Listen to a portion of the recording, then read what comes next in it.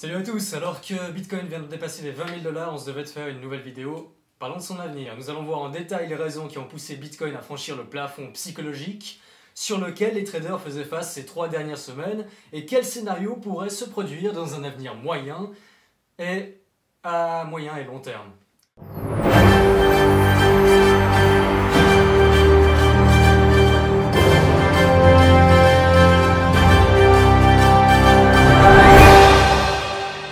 Alors que désormais les plus grandes banques se lancent une par une dans le déploiement de services liés à la garde ou au trading de crypto-monnaies, depuis les annonces effectuées il y a de cela une semaine, nous commençons à entrevoir une traçabilité de son cours qui est plus prévisible, comme démontré par les précédents charts les plus communément partagés au sein de la cryptosphère.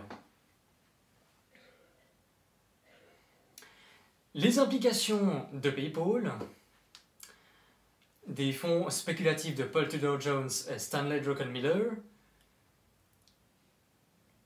de l'assurance MassMutual, avec ses 100 millions de $ investis, de Grayscale, récemment, avec plus de 20 millions de $, et plus récemment de la DBS Bank de Singapour,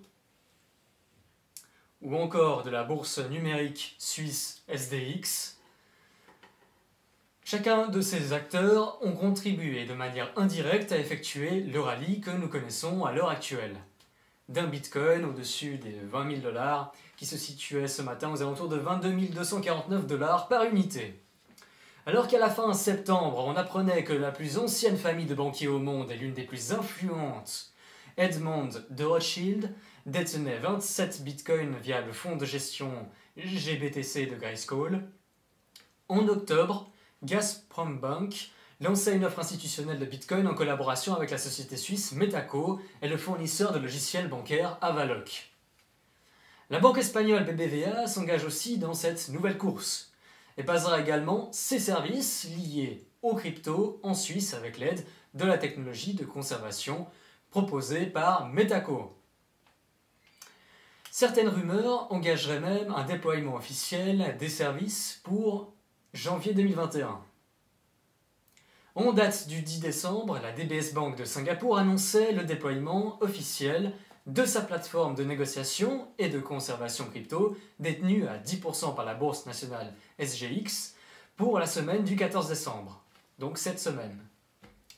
Dans le même temps, la bourse suisse numérique SDX avait fait savoir qu'elle s'associait à la banque japonaise SBI Holdings pour construire une bourse d'actifs numériques à Singapour. Cette dernière devrait être officiellement déployée au début de l'année 2022. Revenons à présent au début de l'année 2021 avec l'influente banque londonienne Standard Chartered qui a annoncé un partenariat de crypto-conservation avec la Northern Trust basée aux États-Unis. Dans le même temps, Standard Chartered collabore également avec 6 des plus grands pupitres de négociation et bourses de crypto, dont LMAX, RSX ou Metaco, qui soutient également, encore une fois, les services de conservation, pour un système de post-marché et de règlement qui devrait également entrer en service au début de l'année prochaine. Un jeton de règlement basé sur la norme ERC20 sera donc déployé sur leur plateforme institutionnelle.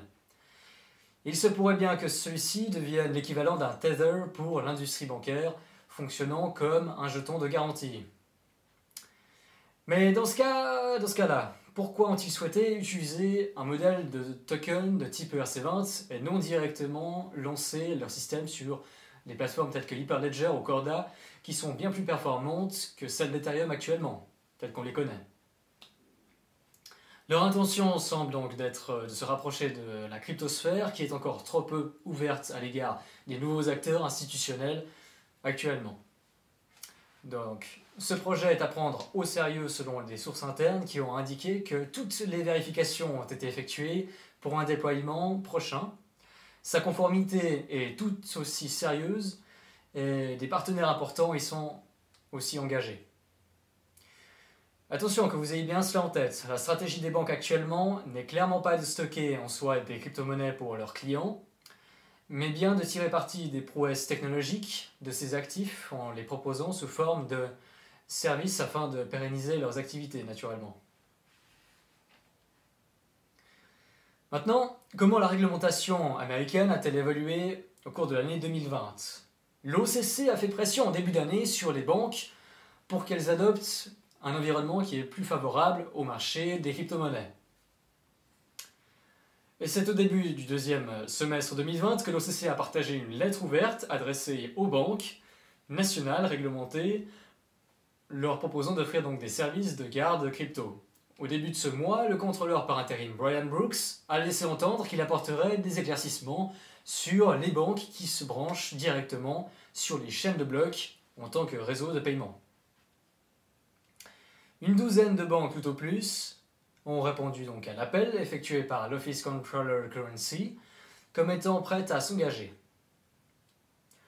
Parmi celles-ci, l'on retrouve la Community National Bank, Axos Bank, Summit National Bank ou encore la US Bank.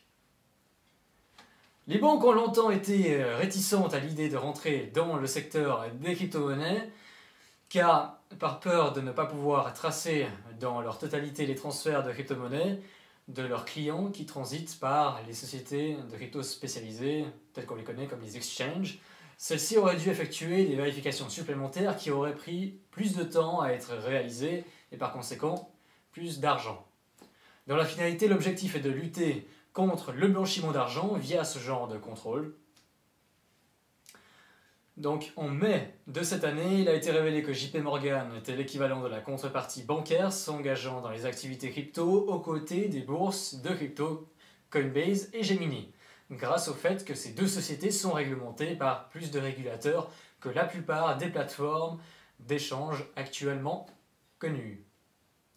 Si nous devons résumer l'actuel bull run, celui-ci a démarré grâce à la familiarité croissante et continue établie tout au long de l'année par les banques envers ce marché naissant, et beaucoup d'investisseurs extérieurs au secteur financier traditionnel considèrent ce premier rapprochement comme un signe évident de l'approbation d'une classe d'actifs qui deviendra prochainement légitime aux yeux de la société. À quoi pouvons-nous nous attendre maintenant pour l'année 2021 et pour ces prochains jours? Bitcoin est devenu le tag le plus partagé sur Twitter avec 182 000 tweets engagés ces dernières 24 heures. Une crise de liquidité est à entrevoir à moyen terme avec la disparition des échanges de Bitcoin sur les plateformes d'échange, ce qui indiquera que la plupart des investisseurs s'accorderont à bloquer leurs fonds sur leur portefeuille personnalisé, généralement établi en mode hors réseau pour plus de sécurité.